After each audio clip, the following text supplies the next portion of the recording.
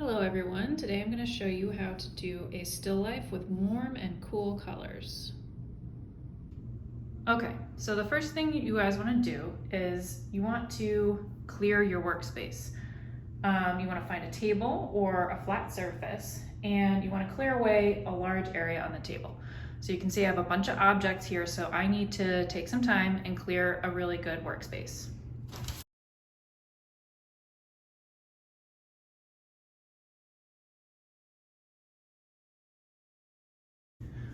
Okay, now that I've done that, I can work in a really nice space.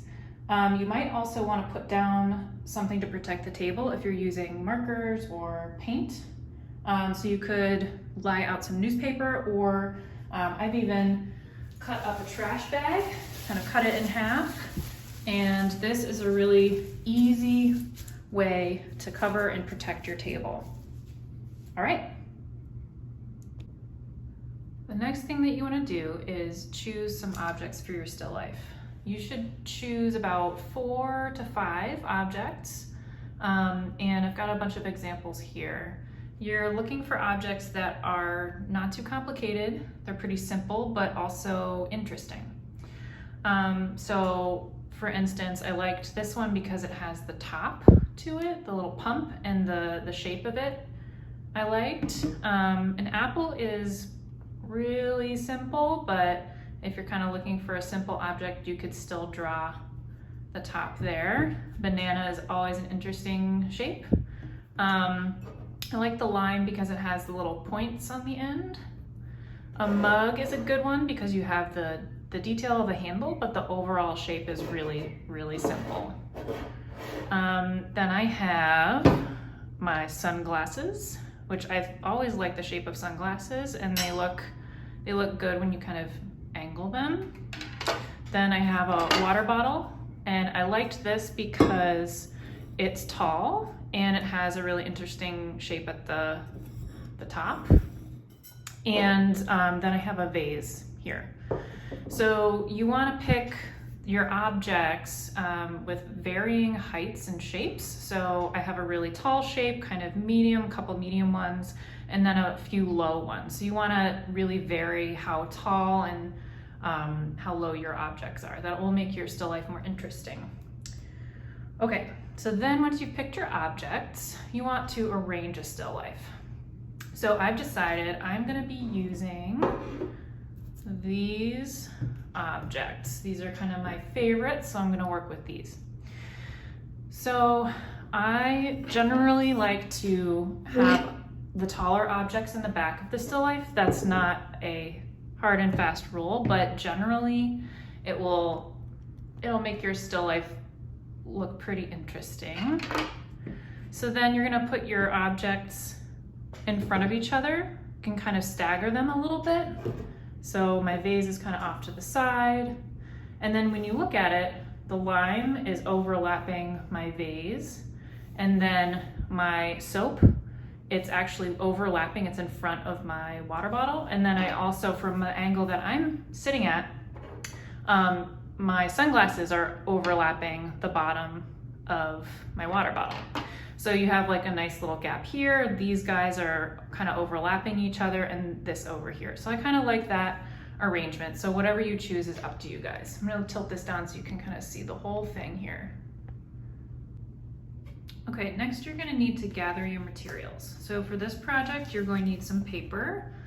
So a sketchbook or even just loose printer paper will do. You're gonna need a pencil, a sketch pencil, or any kind of regular pencil will work. An eraser, a pencil sharpener if you're not using a mechanical pencil, and you're going to need a ruler. If you don't have a ruler, you can always use the edge of a book also works. So you can lay down your book and trace the edge of that, or you could also use the edge of a box, like a Kleenex box. Place that down and use that straight edge. You're also going to need a Sharpie. A black marker or a Sharpie will do. Even a black pen might do as well. And then for color, we're going to need color later on in the project. You could use markers, you could use colored pencils, or you could use watercolors. Get some brushes there too, or even acrylic paint if you have that with you. So the first step when you're drawing your still life is to look at the outline of the objects. We are only going to be drawing the outline of the objects. We're not drawing any details. So you want to pick the object that's closest to you. So in my case, I'm going to be picking either my sunglasses or my soap pump, or even I could start with my lime. So I'm going to start with these objects first, and then I'm going to draw the vase and the water bottle. The reason why I'm doing that is because if I'm drawing my soap pump here, I'm drawing the whole shape. Then to draw my water bottle, you're going to see that the soap is blocking part of my water bottle. So I'm only going to be drawing what I see. So this little edge of my water bottle is hiding behind my soap. So I'm just going to be drawing the bottom, and then I'm just going to draw the outline. Can draw the negative space in there for the handle, and then all the way down. And then this little soap pump is also going to be coming right in front of my water bottle. Okay, same thing with my sunglasses. So my sunglasses are closer to me so that they are going to be actually overlapping my water bottle. So I'm going to start with the sunglasses too. So I'm going to draw just the outline of my sunglasses, and the corner here overlaps the bottom of my water bottle. With my lime, this is closer to me than the vase. So I'm going to start with this. I'm going to draw the outline of my lime, and then my lime is overlapping the bottom part of this vase, so I'm only going to be drawing what I see. I am going to be drawing the top of the vase here as well in the outline. Okay, so let's get started. I'm going to be starting with my soap. Keep in mind that you have a certain amount of space on your page, so I'm going to need to draw my still life a little bit smaller than life size so that it can actually fit on the page. And I'm going to start at the bottom of my page. The objects that are closer to me are further down on the page, and the objects that are farther away from me, like my water bottle and my vase, they're going to be a little higher up on my page. So I'm going to start here. My soap is kind of in the middle, and I'm going to draw just going to sketch the outline of it.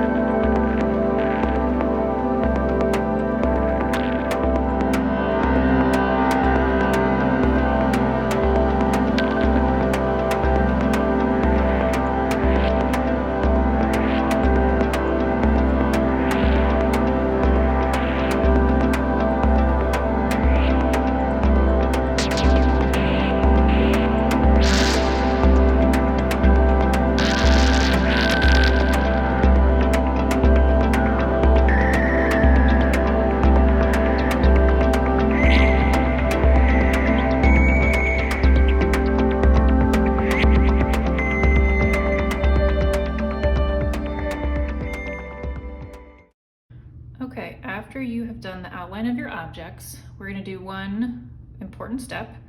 We are going to be drawing our table line. So Right now, my objects kind of look like they're floating. So we're gonna actually draw a table line that goes through all of the objects. So some of you have done this before in art projects at school. This table line is just a horizontal line, and this line is behind all of the objects because my table, the edge of my table, at the end of the table ends behind the objects that I have when I'm looking at. So when I'm looking at my still life, I've got my table line kind of right around here. So you can use your ruler for this. You could do this by hand, but I kind of want to do the ruler here. So you're going to line it up. It's going to be horizontal. So just line it up with the bottom of your page. It should be parallel. And you're going to start drawing your line, and you're just going to draw and just trace along that line, and you're going to stop when you hit the edge of one of your objects. So here's my water bottle. I'm just going to skip over my water bottle. Then my soap is right next to it, so I'm going to skip over my soap. And then here I have a space between my soap and my vase, so I'm drawing there. Skip over my vase and continue that line to the very edge of the page. There you go. So now my objects look like they're actually sitting in space somewhere. They have some sort of setting. So this makes it look a little more realistic, makes it look a little bit more complete. So it's okay that if you draw objects that go off your page, they don't have to go off your page. It's totally up to you. My sunglasses just didn't quite fit in the page, but I kind of like it. Okay, so now that you've drawn just the outline of your objects and your table line, now we're going to take our ruler and we are just going to be drawing some straight lines that is going to break up our still life. So you can do this however way you want. You can do just a few lines to break it up, or you can make it really complicated and do a lot of different lines. But keep in mind that every single line that you make is going to create another shape. So I've just made 1, 2, 3, 4 different shapes on my water bottle already. And then 1, 2, 3, 4, oh gosh, so many different shapes, even in the background. So every single shape, individual shape that you make now is gonna be filled with color. So just keep in mind, if you wanna keep it a little simpler, do fewer straight lines. If you wanna make it nice and complicated and have a lot of shapes, do a lot of lines.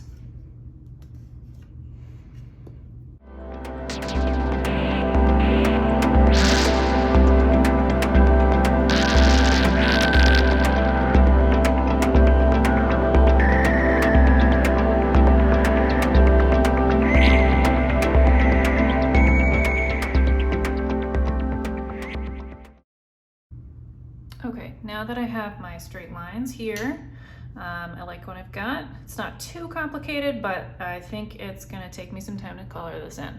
So if you are gonna be using paint for this, meaning acrylic paint, or even like oil pastels, I would start coloring now.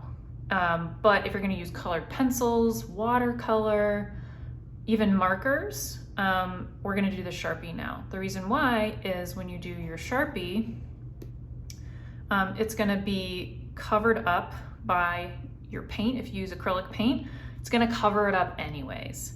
And so you're gonna have to redraw it anyways. So I'm gonna be using watercolor, so I'm gonna be doing my Sharpie now. So I'm gonna start with my shapes. I'm just gonna be, with my objects, I'm just gonna outline every single pencil line that I see on my paper right now.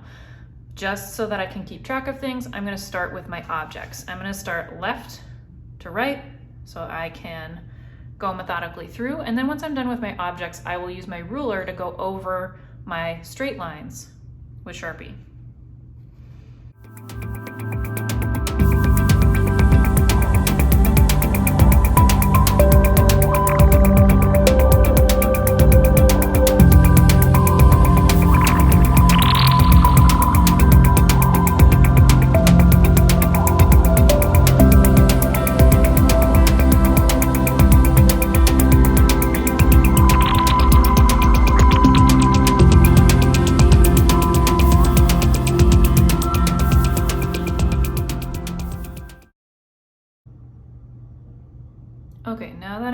Sharpie lines, I'm gonna use my eraser.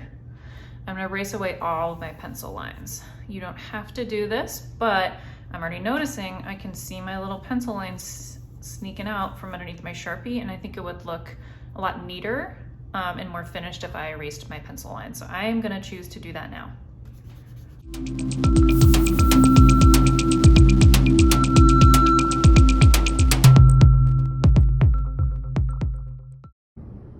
Let's review the color wheel. On your left side, you have your cool colors, which are yellow, green, green, blue, blue, violet, and violet. And on the right side of your color wheel, you have the warm colors, which are yellow, yellow-orange, orange, red, and red-violet. Okay, now that we've reviewed warm colors and cool colors, now you can actually pick which colors you're going to use. So we're going to do our objects cool, and everything else in the background we're going to do warm. So if you're doing colored pencils, for instance, you might want to pick your cool colors first, kind of put them in a group, put them aside, and then pick your warm colors, and then keep them separate so you know what you're using. So I'm going to use watercolors, so I'm just going to put these aside. And I've got some water in a glass. I've got paper towel to blot my paintbrushes. So when I get them wet, I can blot it when I'm switching colors.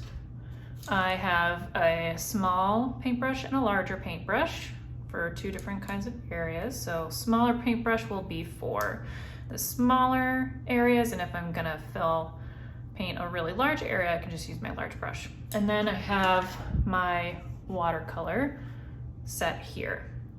So I'm gonna start with my objects, and I'm gonna paint all of the different sections that I can see within my objects some sort of cool color.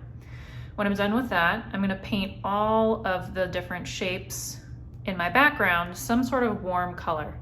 Now, just keep in mind, you don't need to have a completely different color for every single shape. You could just have 3 or 4 different cool colors and just alternate them so that you can kind of use up the color and not feel like you have to mix 25 different colors. You can just mix 6 different colors, 3 cool and 3 warm, and just fill it in. It's up to you, however complicated you want to make it. All right, let's get started.